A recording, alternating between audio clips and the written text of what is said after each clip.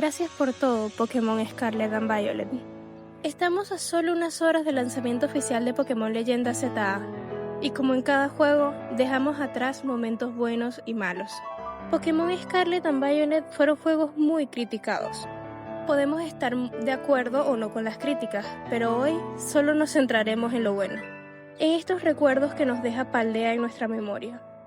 De la 9ª generación podrán decir lo que sea menos sobre su Pokédex y sus personajes. Una Pokédex variada e interesante y nuevos personajes con un muy buen desarrollo que nos regalaron posiblemente la mejor historia de los juegos hasta ahora, o mínimo top 3 para los más críticos. Pasear sobre nuestro legendario fue un acierto total. Se criticó que nos dieran un legendario tan pronto, pero es que no lo podemos usar en combate hasta el final del juego. El que sea nuestro esclavo MO, por así decirlo, realmente nos hace encariñarnos totalmente con él. Volamos, nadamos, escalamos y compartimos juntos todo el juego. Por ejemplo, yo quería jugar Pokémon Violet. Me gustó la estética futurista y cyberpunk. Como legendario prefería a Miraidon, pero por cosas del destino no quedaron más unidades, así que tuve que conformarme con el Scarlet. Y desde entonces Koraidon es de mis legendarios favoritos. La historia de Scarlet and Violet te hace reír, llorar y emocionarte. Es imposible no encariñarse con al menos 4 personajes, y es definitivamente imposible no identificarse con algunos.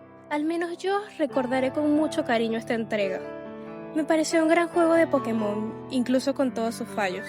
Entiendo a la perfección a quienes no les gustó, o a los que los detalles técnicos no los dejó disfrutarlo en su totalidad. En lo personal, para mí es un juegazo de principio a fin, una región con mucho que hacer y que sinceramente es entretenida de jugar.